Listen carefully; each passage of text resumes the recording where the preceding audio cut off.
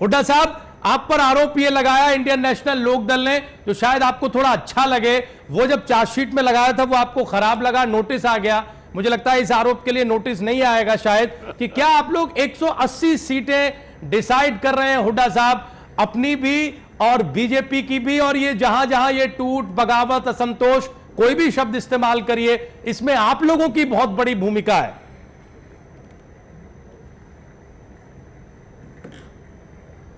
देखिए, हमारे पे 5 पार्टियां मेरे पे आरोप लगा रही हैं। मेरा आपसे निवेदन है कि मुझे पूरा टाइम दीजिएगा। जी जी।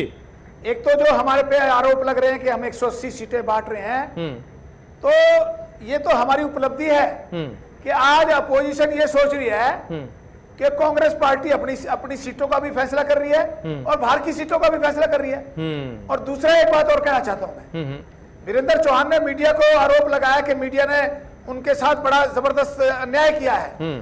आज मीडिया ने यह बताया है कि गुजरात में बड़ौदा की सीट 5,47,000 वोटों से लोकसभा के चुनाव में जीती थी, और वो मार्जिन घट के अब 3 लाख में आ गया। और 9 सीटें गुजरात में बीजेपी की थी, जिनमें 3 कांग्रेस ने जीती हैं, और 11 सीटें इसमें थी यूपी में, उनको सिर्फ 3 सीटें मिली। आज जिस प्रकार से, जिस तेजी से इनका जनाधार गिरा है, इन लोगों में घबराहट है, इन लोगों में इस समय इतनी बेचैनी है कि ये लोग फैसला नहीं कर पा रहे कि किस ढंग से करें जी। और हरियाणा में बीजेपी की स्थिति क्या थी? 2005 में 2 सीटें आई थी इनकी केवल, वो भी बाई चांस, एक रोहतक के हसनगढ़ में, एक हिसार के नारनौंद में, और 90% इनके नेताओं की, इनके प्रत्याशियों की जमानत जब्त हुई थी। 2009 में इनकी 4 सीटें आई, हरियाणा के 4 कोनों से एक सीट आई, और 80% लोगों की जमानत जब्त हुई। आज ये लोग अहंकार की बातें कर रहे हैं वीरेंद्र चौहान, कि जिसने आना है आए और जिन्हें जाना है जाए। जिस नफे सिंह की बात कर रहे हैं, नफे सिंह ने लोकसभा के चुनाव में इनेलो के नेता होने के बावजूद भारतीय जनता पार्टी की भादरगढ़ में मदद की, जिसकी वजह से भारतीय जनता पार्टी 3,500 वोटों से भादरगढ़ में जीती है। और आज ये कितनी एहसान फरामोशी कर रहे हैं, आज ये कह रहे हैं जिसने आना है आए, जिन्हें जाना जाए। तो मैं ये बातें आपको कहना चाह रहा हूं कि ये 100 दिन की बात कर रहे हैं, मुझे एक उपलब्धि बता दें 100 दिन के अंदर कि इस सरकार की क्या उपलब्धि है। ये कहते हैं पेट्रोल डीजल का हमने दाम कम कर दिया। हिंदुस्तान के गृह मंत्री के हुड्डा साहब ये कह रहे हैं कि हमने पेट्रोल डीजल का दाम कम कर दिया। डीजल का दाम हमने 7 साल में पहली बार कम किया, जिसकी घोषणा होनी अभी बाकी है। एक उपलब्धि है, बताते तो है। 14 मंत्रियों के बारे में उन्होंने कहा कि मोदी जी उनके काम से संतुष्ट नहीं है, तो भारतीय जनता पार्टी का जनाधार कम हो गया है। ठीक है, हरियाणा के अंदर इनको मुंह की खानी पड़ेगी। जिस अहंकार से ये बोल रहे हैं, ठीक है, वो अहंकार इनका जनता तोड़ देगी। ठीक, और चुनाव में मुझे हालत बहुत खस्ता होगी। ठीक है चौहान साहब, आपके पास हम आए इससे पहले जसवीर भट्ट साहब उंगली भी उठा रहे हैं और वो प्रतिक्रिया भी देना चाहते हैं। उनकी बारी भी है एक तरह से, क्योंकि हमने सब लोगों से प्रतिक्रियाएं ली है। जसवीर भट्ट साहब, बीजेपी में ये जो हो रहा है, इसको आप कैसे देख रहे हैं? ये भगदड़ कोई गुल खिलाएगी, कुछ नुकसान पहुंचाएगी, या फिर इस भगदड़ से कुछ नहीं होने वाला है, सब ऐसे ही चलता रहेगा?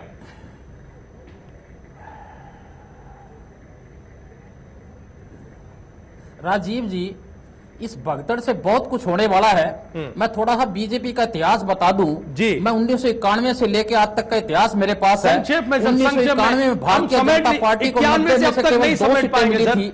96 में बड़ी बड़ी बातें बता दी। 96 में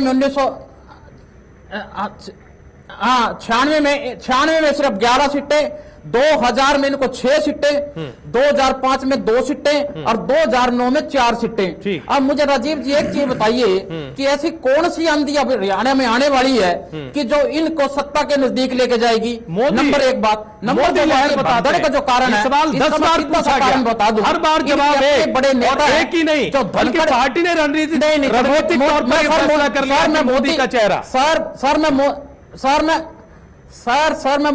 राजीव जी मोदी साहब के फैक्टर का भी मैं आपको सारा बेरवा बता दूंगा, लेकिन इससे पहले हरियाणा के बारे में सुन लीजिए। ये हुआ क्या जब ये लोग इनके पास दूसरी पार्टियां छोड़ के आए, इसका एक सीधा कारण ये था कि ओम प्रकाश धनखड़ जी ने लोगों के सामने ये बात कही कि मुख्यमंत्री मैं बनने वाला हूं, टिकटें मैंने देनी है।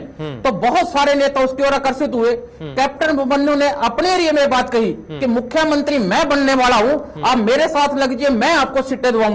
लोग उनके साथ जो बीजेपी में जाने शुरू हो गए। रामविलास जी ने भी यही बात कही, और जितने बड़े इनके नेता थे हर आदमी ने अपने आप को मुख्यमंत्री प्रेजेंट करके वहां कुनबा तो इकट्ठा कर लिया।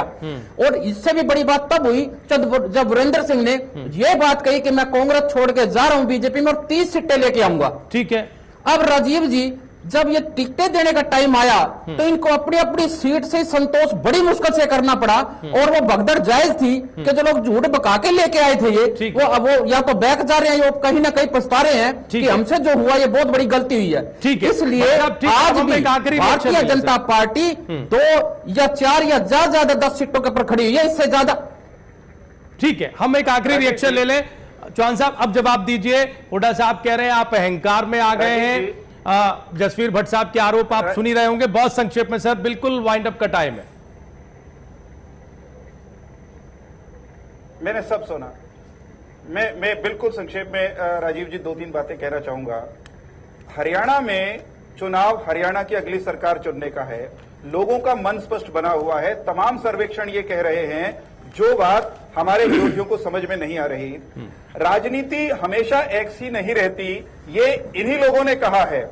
जो कांग्रेस पिछले चुनाव में सरकार में थी, लगातार 10 साल केंद्र में थी, आज उसकी स्थिति ये है कि वो विपक्ष का नेता भी नहीं विपक्ष के नेता का पद पाने की स्थिति में भी नहीं है। हरियाणा में भी इनकी और इंडियन नेशनल लोकदल की लगभग यही स्थिति होने वाली है। ये हमारी अतीत की सीटें गिनवा करके क्या ये कहना चाहते हैं कि हम आगे नहीं बढ़े? क्या इनको लोकसभा में हमारे साथ खड़े हुए हरियाणा के लोग दिखाई नहीं दिए? क्या हाल ही के तमाम सर्वेक्षणों में, एक नहीं अनेक सर्वेक्षणों में ये बात आई है कि भाजपा अपने दम पर सरकार बनाने की तरफ बढ़ रही है?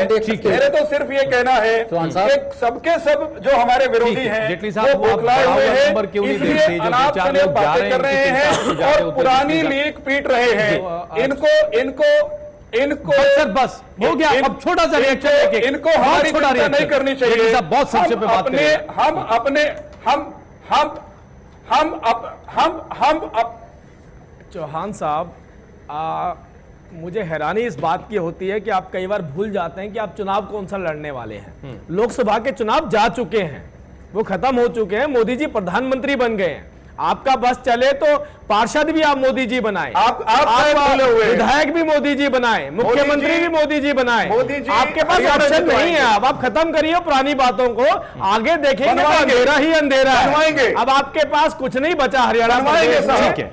साहब पुरानी बातें आप कर रहे हैं। आपके मुख्य आप जिन्हें चाहते हैं, आप जिन्हें वीरेंद्र जी आप जिन्हें चाहते हैं वो मुख्यमंत्री नहीं बन सकते। उनको जनता ने नकार दिया माननीय मुख्यमंत्री भूपेंद्र सिंह हुड्डा। ठीक है चौहान साहब, बहुत धन्यवाद सभी मेहमानों का इस चर्चा में आने के लिए और शामिल होने के लिए। चौहान साहब, हुड्डा साहब आज समय कम है, आगे आपसे टिप्पणी लेंगे। भट्ट साहब आपका भी बहुत बहुत शुक्रिया। क्योंकि चुनाव का दौर है, सियासत इसी तरह से गर्माती रहेगी, कई बार दावों के तौर पर, आरोप और प्रत्यारोपों के तौर पर। लेकिन चुनाव में जो कुछ घटेगा, जो भी कुछ बड़ा होगा, वो बड़ी बहस में आपको जरूर दिखेगा। आज के लिए बस इतना ही।